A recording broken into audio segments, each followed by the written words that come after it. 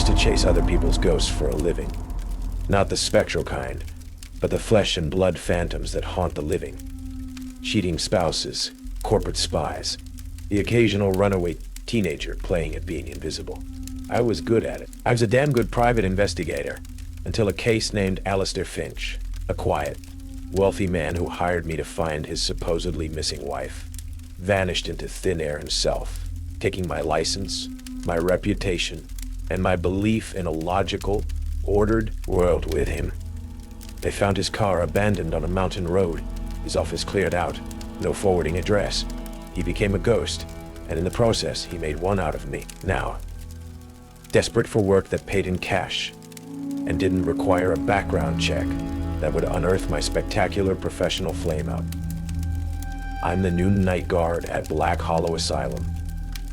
The name itself is a cliché, but the place is anything but. It's tucked so deep in a forgotten Appalachian ravine that the GPS gives up a mile out, leaving you to navigate by a set of hand-painted, moss-eaten signs.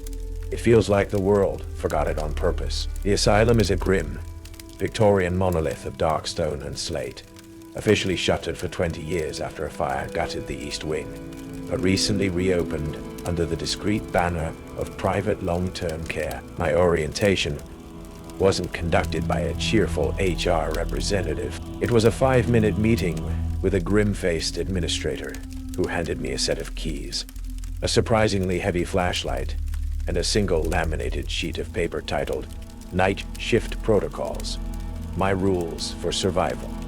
1. Never unlock cell 17. Even if you hear staff or patients begging from inside, all staff are accounted for. 2. If the lights in the East Wing flicker in Morse code, write down the message but never read it aloud. Submit the transcription in the morning log. 3. Always greet the portrait in the main lobby with "Good evening, doctor," upon starting your shift. 4. Never let the asylum cat inside the restricted wing. She knows what you did. 5. If you pass someone in a patient gown who whispers your name, keep walking and don't answer. The guard I replaced, a man named Henderson, apparently broke that last rule, or so the rumors went. They found his uniform neatly folded on the guard's desk, his keys and flashlight placed perfectly beside it. But the man himself was just gone, vanished mid-shift. My first night began under a bruised, starless sky. The silence of the mountains was a living thing, a heavy blanket that smothered all sound. I walked through the heavy iron gates and into the asylum's main lobby. The air inside was the first thing that hit me. A sterile, chemical scent of industrial-grade antiseptic, and something else, something much older. The smell of dust, old paper, and a faint, cloying sweetness like dried flowers and decay. It was the smell of old, institutional sorrow, scrubbed but never fully erased. The lobby was a cavernous space, a grand Gothic hall that seemed to swallow the light from the few working lamps. And there, on the far wall, dominating the room, was the portrait. It was a massive, oil-on-canvas depiction of a stern, bearded man in 19th century attire, his eyes rendered with a skill that made them seem to follow me as I crossed the black and white tiled floor. A small brass plaque on the frame read, Dr. Alistair Blackwood, founder, 1888, Rule #3. It felt utterly, profoundly stupid, but the memory of Henderson's folded uniform was a stark counterpoint to my skepticism. I stood before the portrait, feeling like a fool. "Good evening, doctor," I said, my voice sounding small and thin in the vast echoing space. The moment the words left my lips, a wave of intense, inexplicable cold washed over me. So potent it felt like stepping into a walk-in freezer. It was a dry, dead cold that had nothing to do with the building's temperature. It lasted only a second and vanished. I looked at the portrait. The painted eyes of Dr. Alistair Blackwood seemed to glint in the dim light, a flicker of ancient, knowing amusement in their depths. I shook my head, my rational mind scrambling for an explanation. A draft, my own nerves. But the feeling had been too specific, too sudden. My tour of the ground floor was a study in contrasts. The West Wing was modern, renovated, with secure doors and motion-activated lights. This was the active wing, where the current patients, the dangerous, the The wealthy, the forgotten, were housed. The East Wing, however, was a ruin. It was cordoned off with heavy chains and no entry signs, the air thick with the smell of old smoke from the fire 20 years ago. The doors were blackened, the walls scarred. It was a dead, silent place. As I was making my rounds, a flash of movement caught my eye. A calico cat, sleek and well-fed, trotted silently down the main corridor. She had a torn ear and an air of absolute ownership. Patches, according to the brief memo I'd been given. The asylum's resident mouser. She followed me for a while, her tail held high, occasionally rubbing against my leg. But as we approached the heavy, electronically locked door that led to the restricted wing, the high security ward, she stopped dead. She sat on the floor, a clear line drawn, and stared at the door. A low, guttural hiss escaped her, a sound of pure, unadulterated loathing. She looked at me, then back at the door, as if to make sure I understood. Rule #4. Never let the asylum cat inside the restricted wing. She knows what you did. What did I do? I'd only been here an hour. I reached down to coax her, but she backed away, still hissing, her eyes fixed on the forbidden door. A cold knot formed in my stomach. The rules weren't just a list. They were a living, breathing part of this place. The cat knew it, and now, so did I. I turned my back on the restricted wing and continued my patrol, the feeling of being watched by more than just security cameras settling over me like a shroud. The first shift had just begun, and already, I felt like I was failing a test I didn't understand. The first few nights at Black Hollow were a masterclass in paranoia. I learned the asylum's rhythms, its nocturnal language of groaning pipes, settling foundations, and the lonely, echoing click of my own footsteps on the tiled floors. I performed my duties with a methodical precision that was part of my nature as an investigator, but also a desperate defense against the creeping, irrational dread the place inspired. I greeted the portrait of Dr. Blackwood every evening at the stroke of 10, and every evening I was met with that same wave of unnatural cold, a silent, chilling acknowledgement of my presence. Patches the cat would often accompany me on my rounds, a furry, four-legged sentinel, but she would never, under any circumstances, cross the yellow line painted on the floor before the restricted wing. Her unwavering adherence to Rule #4 was more convincing than any warning from a human could ever be. It was on my 5th night that Rule #2 came into play. I was in the main security office, a small glass-enclosed room overlooking the lobby, watching the bank of grainy, black and white monitors. The East Wing, the derelict, fire-damaged section of the asylum, was mostly dark on the screens, a void of shadow and memory. But then, a single light in a long abandoned corridor on the 2nd floor began to flicker. It wasn't a random, faulty flicker.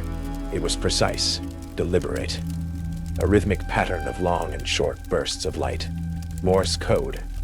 My heart began to hammer against my ribs. If the lights in the East Wing flicker in Morse code, write down the message but never read it aloud. I grabbed my phone, my hands shaking slightly, and started recording the monitor, zooming in on the flickering light. The sequence repeated itself over and over again. A frantic, silent message broadcast from a dead part of the building. I replayed the video, my pen scratching across a page in my small notebook, meticulously transcribing the dots and dashes. Please. Help. Hungry. The words were a primal, desperate plea. My first instinct was to call it in, to report it to the skeleton crew of night nurses. But the rule was specific. Submit the transcription in the morning log. Not a word aloud. It implied the message itself was a trap, that giving it voice would give it power.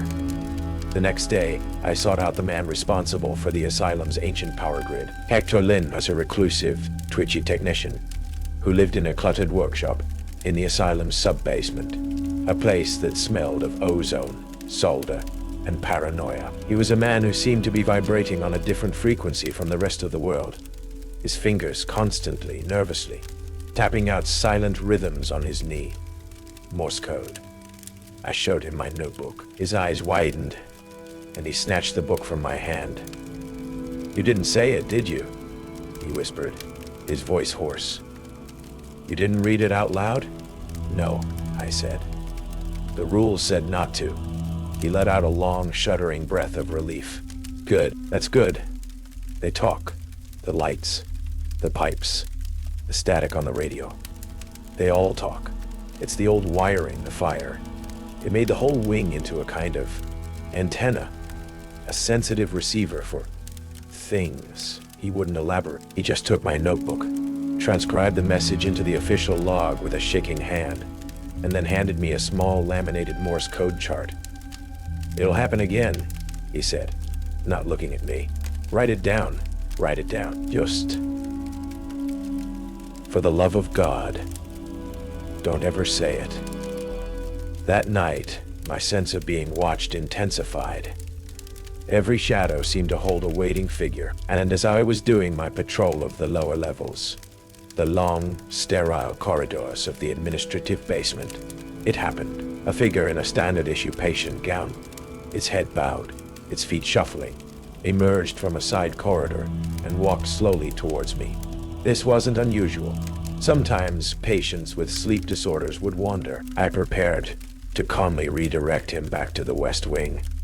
But as he drew level with me, he didn't look up. He just whispered my name. "Owen." The voice was a dry, papery rustle, but it sent a spear of ice through my heart. It was a voice I knew. A voice I hadn't heard in 3 years. It was the voice of Alistair Finch, my last client, the man whose disappearance had ruined me. Rule #5. If you pass someone in a patient gown who whispers your name, keep walking and don't answer. Every instinct I had, every fiber of my being as an investigator, screamed at me to stop, to grab him, to demand answers. My past, my failure, my obsession, was shuffling right past me in a hospital gown. My mouth opened to speak his name, but then I remembered the janitor, Tabs McCree. I'd had coffee with her in the break room earlier, a rare moment of camaraderie. She was a tough, cynical woman who'd seen it all. "At last, God, Henderson," she told me, stirring her coffee with a salt packet instead of sugar. "Nice kid. Too curious. The nurses found him in the morning, right in the middle of this hallway. Just standing there, staring," said he'd answered a whisper. He just kept repeating a number, over and over again. 17. 17. Had to ship him out to a long-term care facility. He's still saying it to this day, I say. The memory of her story was the only thing that saved me. I clamped my jaw shut, my teeth grinding together. I forced myself to keep walking, my gaze fixed on the far end of the corridor, my heart a frantic, trapped bird in my chest. I didn't turn around. I didn't answer. The whispering Alistair's voice followed me for a few more steps, pleading, before it faded into the oppressive silence, leaving me alone, trembling, in the long, empty hallway. The encounter with the Alistair Finch Phantom galvanized my investigation. This was no longer just a creepy, high-paying job. It was a direct, undeniable link to the case that had destroyed my life. The Asylum held the key. I began to dig, using my old pie skills. My insomnia-fueled nights spent not just patrolling, but excavating the Asylum's digital and physical history. I accessed the restricted servers, slicing through Hector's outdated firewalls. I found patient records, redacted and encrypted, but I was good at breaking codes. I started to piece together the work of Dr. Lenora Hargrove. Her files spoke of radical, controversial therapies, trauma immersion, psychic resonance mapping, consciousness extraction and archiving. It was the work of a woman who saw the human mind not as a delicate ecosystem, but as a hard drive to be backed up, wiped, and rewritten. She believed that extreme trauma could be used as a tool, a key to unlock the soul from its physical prison. The fire in the East Wing, I learned, hadn't been an accident. It had been set by a patient during one of these trauma immersion sessions. Dr. Hargrove, along with several patients, had supposedly perished. My investigation was interrupted by the arrival of a new patient. The West Wing was my responsibility to patrol, but the restricted wing was a fortress within a fortress. I only knew a new patient had arrived because I saw the private ambulance, and I saw the orderlies escorting a young man in. His name, according to the brief intake file I saw, was Caleb Rourke. His diagnosis: paranoid delusions and a messianic complex. I met him a few days later. I was doing my rounds in the West Wing's common area. He was sitting alone, sketching in a notebook, looking unnervingly lucid and calm. He looked up as I passed, his eyes clear and intelligent. "You're the new one," he said, his voice quiet, devoid of the manic energy or drugged stupor of the other patients. "You still greet the doctor every night?" The question, so specific, so out of place, made me stop. "It's part of the job," I said cautiously. Caleb nodded slowly. He tore a page from his sketchbook and handed it to me. "He gets angry when you forget," he whispered. "You should keep this a reminder." I looked at the drawing. It was a stunningly detailed charcoal sketch of the thing I had only sensed, the thing that had whispered my name in the basement. It depicted a tall, gaunt figure in a long doctor's coat, its face a swirling vortex of shadow. In one hand, it held a stethoscope. The Hollow Doctor. The name appeared in my mind, unbidden. "He listens to your regrets," Caleb said, his eyes now distant. "And then he prescribes a treatment." His words proved prophetic. That very night, distracted by another series of flickering lights from the East Wing, I forgot. I walked straight past the lobby portrait without the nightly greeting. The wave of cold didn't come. Nothing happened. For a moment, I felt a flicker of relief. Maybe it was all just superstition. Later, I was in the records room, a claustrophobic maze of shelves in the basement. I felt a sudden, sharp drop in temperature. The air grew thick, heavy with the scent of rubbing alcohol and ozone. I felt a chilling presence behind me, a feeling of being watched by something ancient and deeply, clinically, inhuman.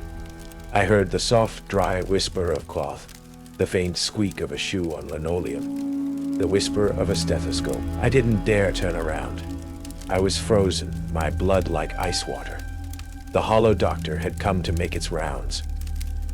Just as I felt a cold touch on the back of my neck, the voice of Tabs McCree, the janitor, echoed from the far end of the hallway. She was nowhere near me, but her voice was loud, clear, and filled with a forced, cheerful respect. "Working late again, are we? Good evening to you, Doctor." The presence behind me vanished. The cold receded.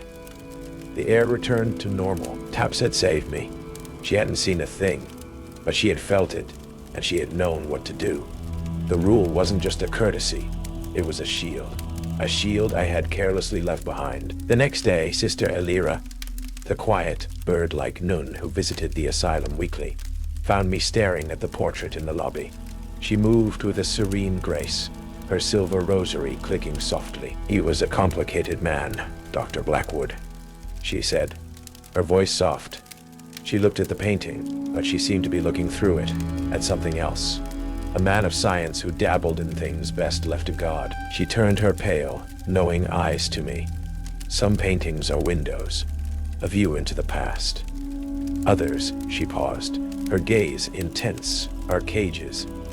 Be careful you don't mistake one for the other, Mr. Kessler. What you see is not always what is trapped inside."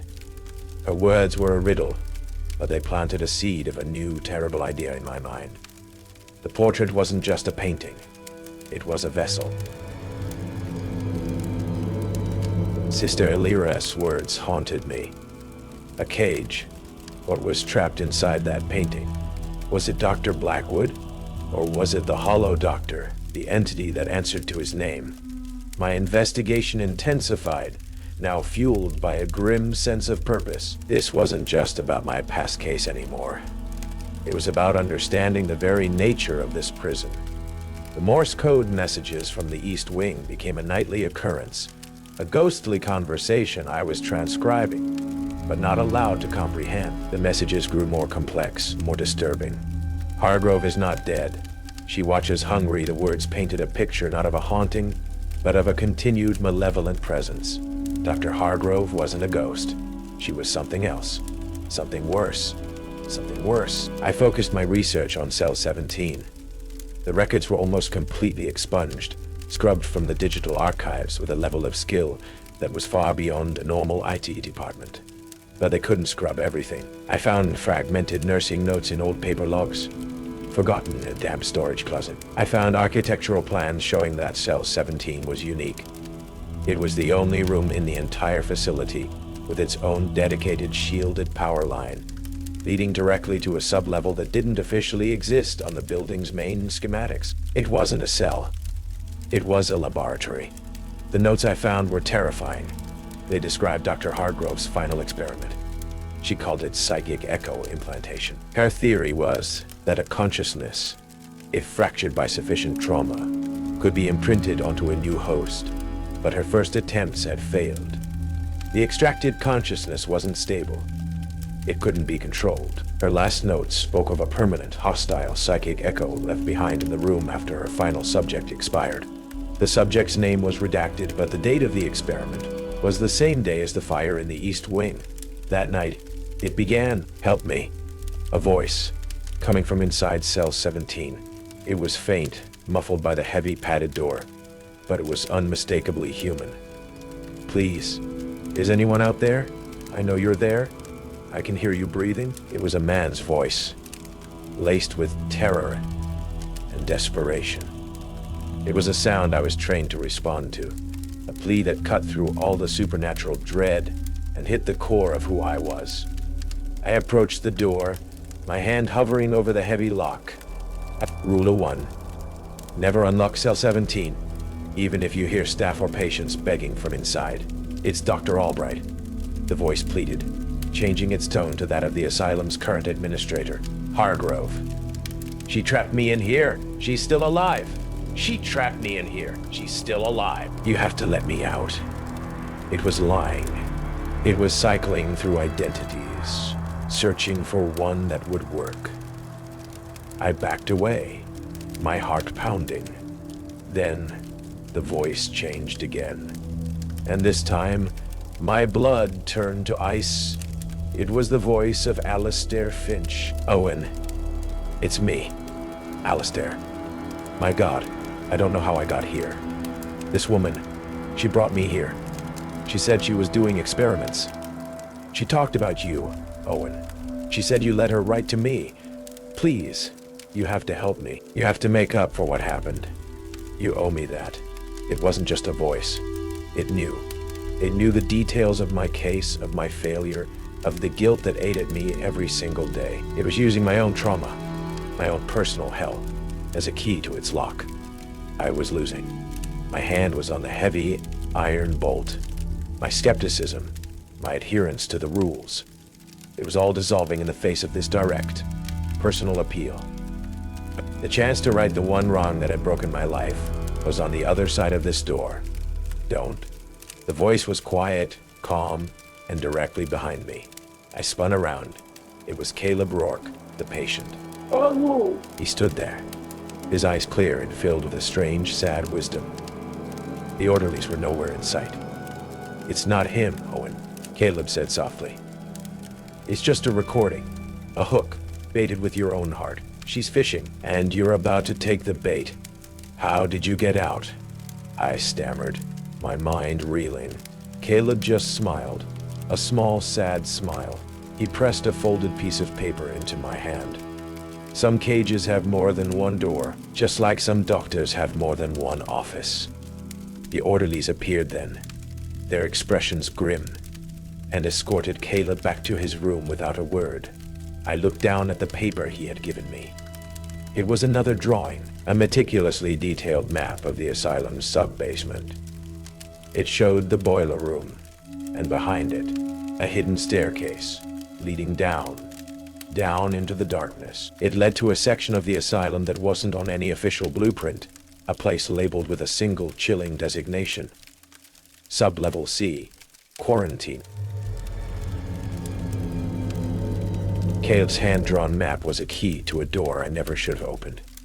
It burned in my pocket, a silent dare, a path leading down into the asylum's hidden, rotten heart. For 2 more nights, I wrestled with the decision.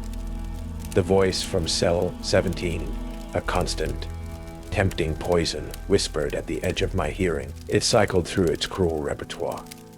Alistair Finch pleading for release. My own father telling me how disappointed he was in me. A spectral echo of my old pay partner, berating me for the failure that cost us our agency. It was a relentless, targeted psychic assault, and I knew my defenses were failing. The rules of the asylum were designed to keep the inmates contained, both living and dead. But Caleb's map offered a different protocol. Go on the offensive, in the source. On the 3rd night, after narrowly avoiding the Hollow Doctor in the West Wing, an encounter that left the air tasting of ozone and my skin crawling with a deep, cellular dread, I made my choice. I could not continue this dance. I could not patrol these haunted halls, waiting for my will to finally crack. I had to face the monster in its lair. Following Caleb's drawing, I descended into the asylum's sub-basement, a labyrinth of massive, groaning boilers, sweating pipes, and the constant, unnerving hum of ancient machinery. The air here was hot, thick with the smell of hot metal, oil, and the ever-present undertone of decay.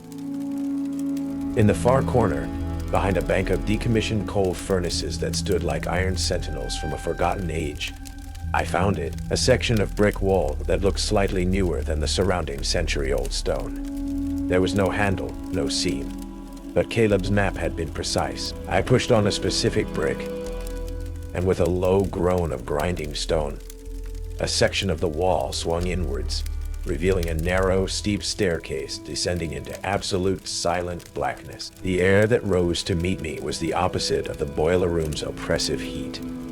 It was cold. A deep, sterile, unnatural cold that smelled of nothing at all. A complete and total absence of scent that was somehow more terrifying than any foul odor. It was the smell of a place that was utterly disconnected from the living world. Taking a deep breath, I switched on my heavy-duty flashlight, its beam seeming to be swallowed by the oppressive darkness, and began my descent. Sublevel C was not part of the old asylum. The rough-hewn stone of the staircase gave way to smooth, seamless corridors of polished concrete and brushed steel. The architecture was modern, sterile, and utterly soulless. A hidden, high-tech laboratory buried in the guts of a Victorian madhouse. The silence was absolute. My own footsteps, my own breathing, sounded like gunshots in the dead air. This was Dr. Lenora Hargrove's kingdom. I moved through the corridors, my light cutting a nervous path through the gloom. I passed rooms with heavy, windowless doors, each with a small, digital plaque. Psychic resonance chamber, mnemonic extraction suite, cognitive archiving. It was a laboratory dedicated to the vivisection of the human soul. Finally, I came to a large circular chamber with a domed, reinforced glass ceiling. Looking up, I could see the foundations of the building, and I realized with a jolt of horror that I was standing directly beneath cell 17. This was the hub, the control room, and it was a scene from a nightmare. In the center of the room, on a raised metallic table that looked like a cross between a surgical bed and an altar, a body lay under a thin sheet. Wires and electrodes snaked from the body to a massive humming central computer array that dominated the far wall. The monitors displayed a dizzying cascade of data, brainwave patterns, biometric readouts, and lines of complex code. This was the source of the psychic projections, the engine that powered the haunting in cell 17. I approached the table, my heart pounding in my throat. I already knew what I would find. I reached out a trembling hand and pulled back the sheet. It was Alistair Finch. He was emaciated, pale as bleached bone, but he was alive. Barely. His eyes were closed, a faint rhythmic pulse visible in the vein on his temple. He was in a deep, medically induced coma, his body kept alive by a web of IV drips and life support machines. But his mind was Hargrove's weapon. He was the psychic battery, the living hard drive from which she was broadcasting my own personal hell into the walls of the asylum. He's a remarkable specimen, isn't he? The voice was calm, cultured, and directly behind me. I spun around, my flashlight finding the source. A woman stood in the shadows of the doorway watching me. She was in her late 50s, with sharp, intelligent eyes, silver hair pulled back in a severe bun, and a pristine white lab coat. She held a tablet computer in one hand, and she looked at me not with anger or surprise, but with the mild, professional curiosity of a researcher observing a lab rat that has finally solved a particularly tricky maze. Dr. Hargrove, I breathed, the name tasting like poison. In the flesh, she said with a small, cold smile. Though I do find the ghostly reputation my residual energies have acquired upstairs quite amusing. It provides a wonderfully effective smokescreen. You're supposed to be dead. Death, she said, taking a slow step into the room, is a design flaw, a primitive bit of biological coding that I intend to rewrite. I am a pioneer, Mr. Kessler, and this facility is my new world. She gestured to the comatose form of Alistair Finch. He was my breakthrough, his mind so racked with guilt over what he'd done to his wife. Oh yes, she wasn't missing. He'd had her disappear. It made him the perfect psychic resonator, the perfect amplifier. The pieces of my last case slammed into place with horrifying clarity. Finch hadn't been a victim. He'd been a monster, and Hargrove was a greater monster still. Why me? I demanded, my voice raw. Why bring me here? Because of him, she said, nodding at Finch. Your obsessive, guilt-ridden search for him after he vanished created a powerful psychic link between you. A resonance. I didn't need to hunt for subjects with the right kind of trauma anymore. I just had to follow you. You became my divining rod, my psychic antenna, leading me to minds ripe for extraction. Every case you took after Finch, every desperate soul you tried to find, you were unwittingly flagging them for my research. The horror of her words washed over me. A wave of absolute violation. I hadn't just been a failure as a pie. I had been a Judas goat leading lambs to a slaughter I couldn't even comprehend. And now, she continued, her voice losing its academic calm and taking on a sharp, excited edge, we come to the final phase. My own consciousness is fully mapped. The amplifier is charged, and Mr. Finch's body, his mind now almost completely scrubbed by the process, is the perfect blank slate, the empty vessel I require. She tapped a command into her tablet. Heavy steel shutters slammed down over the doorway, sealing us in. Red lights began to flash on the main computer array. I've been using your psychic link to Finch to stabilize and strengthen the projection matrix for months, she explained, her eyes gleaming with fanatical light. Your presence here, in the heart of the machine, will amplify the signal exponentially. You will be the antenna that allows me to perform the final ritual, to permanently sever what little is left of Alistair's consciousness and upload my own. She looked at me, a final, dismissive glance. You were never hired to be a guard, Mr. Kessler. You were hired to be a tool. And now, your usefulness has reached its intended conclusion. The heavy thud of the steel shutters sealing the laboratory was a sound of absolute finality. I was trapped in a tomb of science and madness, the unwilling fulcrum in Dr. Hargrove's obscene ritual of immortality. Her confession hadn't just revealed the truth. It had reframed my entire life for the past 3 years as a grotesque charade where I was the star puppet. My guilt, my obsession, my very sense of justice, she had weaponized it all. The rage that filled me was cold, pure, and utterly clarifying. You think I'll just stand here and let you do this? I snarled, my hand tightening on the heavy flashlight, my mind racing, assessing the room for any advantage, any weapon. Hargrove let out a sigh of theatrical disappointment. Mr. Kessler, you are an archivist, a former private investigator. I am a neuroscientist who has conquered the very limitations of human biology. We are not playing the same game. We are not playing the same game. She tapped another command into her tablet. A low hum emanated from the psychic amplifier connected to Alistair Finch's body, and the air in the room grew thick, charged with a tangible, oppressive energy. The whispers started again, not just in my head, but seemingly leaking from the very walls. The fractured, terrified voices of Hargrove's other victims, their psychic echoes drawn to this nexus of power. "I control the very atmosphere in this room," Hargrove stated, her voice calm and steady over the rising chorus of ghostly pleas. "I can fill it with the concentrated terror of 100 fractured minds. You will be catatonic from sheer psychic overload long before the transfer sequence is complete." She was right. The pressure on my mind was immense, a crushing weight of sorrow, fear, and confusion. My own regrets swirled with the stolen pain of others. The room began to spin, but through the psychic static, one voice cut through, clear and urgent. Caleb Rourke's. Not a whisper, but a clear, direct thought projected into my mind. "The vessel, Owen, not the doctor. The vessel is the weak point. She can't upload to an unstable system, Caleb." He wasn't just a former patient. He was a powerful psychic, a wild card Hargrove hadn't fully accounted for. He was fighting her from his cell upstairs, lending me his strength, his focus. The vessel, Alistair Finch. I fought against the wave of psychic nausea.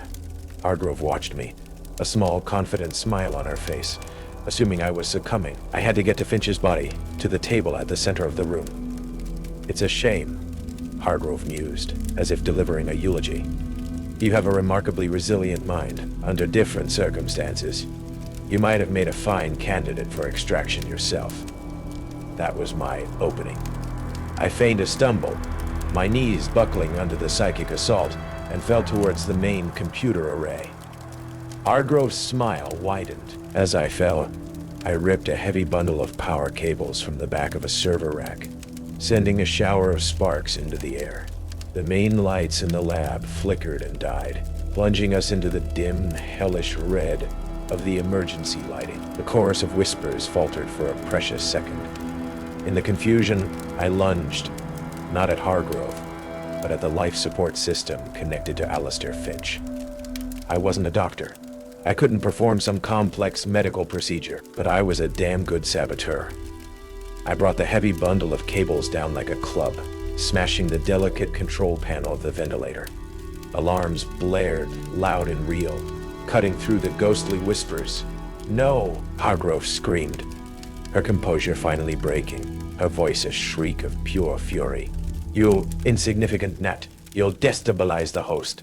She ran towards me, but her path was blocked. The massive power surge from the damaged server, combined with the blaring alarms and my own psychic turmoil, had done something to the atmosphere in the room. It had attracted the asylum's oldest and most powerful resident. The air grew deathly cold. The smell of ozone and rubbing alcohol filled the room. The hollow doctor, drawn from its cage in the portrait by the immense concentration of psychic energy, began to coalesce in the center of the lab. It was no longer a fleeting presence in a hallway. It was a solidifying nightmare. Its featureless face, a vortex of pure shadow, turned towards the source of the greatest trauma in the room. Dr. Lenora Hargrove herself. It had come for its creator. Hargrove froze, her face a mask of horrified disbelief. "No, this is impossible," she stammered. "You are bound by the protocols. You answer to my name." But we weren't upstairs anymore. We were in her godless sanctuary, where the rules no longer applied. The hollow doctor, the composite agony of all her victims, raised a shadowy, indistinct hand and pointed directly at her. For the first time, I saw genuine primal fear in Lenora Hargrove's eyes. She had become a ghost in her own machine. The hollow doctor was not a ghost that could be reasoned with or appeased.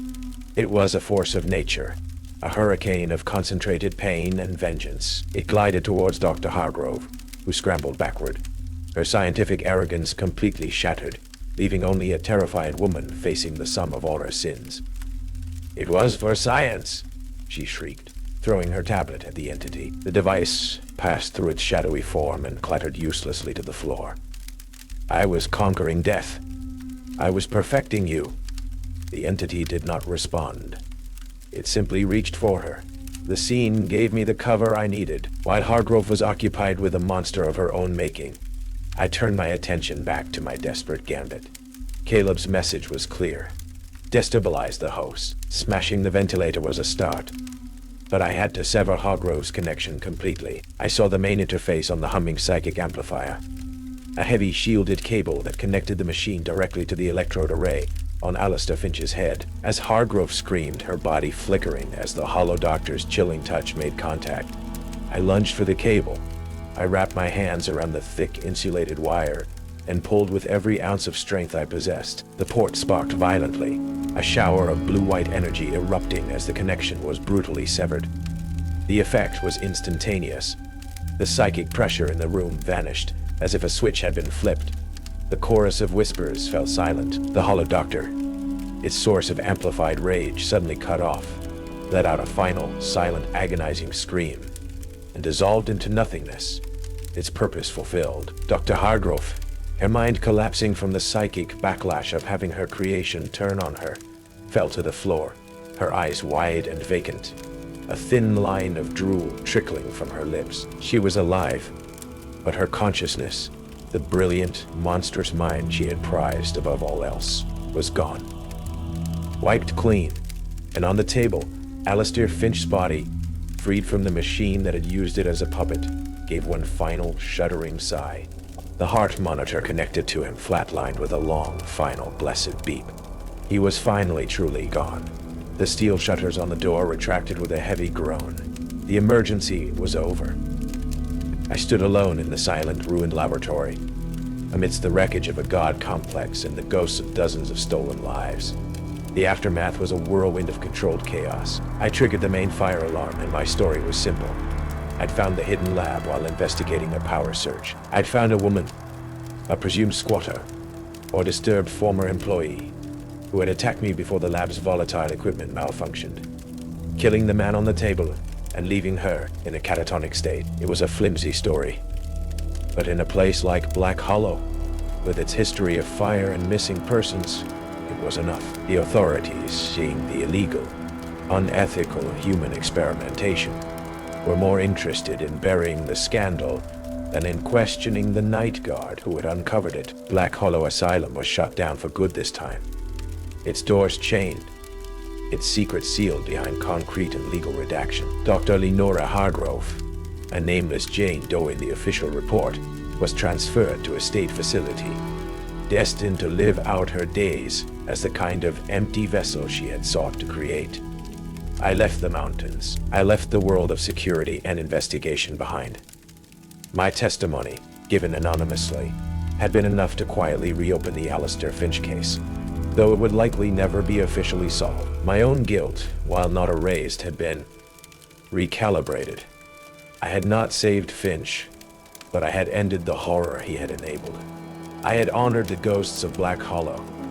Years have passed. I work as an archivist again, but for a historical society, a quiet life of paper and dust.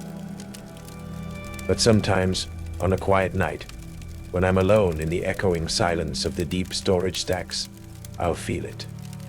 A sudden, inexplicable drop in temperature, the faint, clean scent of rubbing alcohol, and the chilling, certain feeling of being watched. I look at my reflection in the dark glass of a display case. For a split second, just a flicker at the edge of my vision, I see a tall, shadowy figure standing behind me. Its face a vortex of darkness. I blink, and it's gone. But I know Hargrove's machine had been amplifying the psychic energy, broadcasting it. But for months, I had been the primary antenna. I had been soaked in it.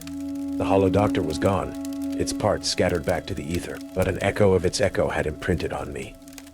The asylum is gone, but a small piece of its darkness, a single quiet ghost, followed me out. And some nights, it just wants to make its rounds.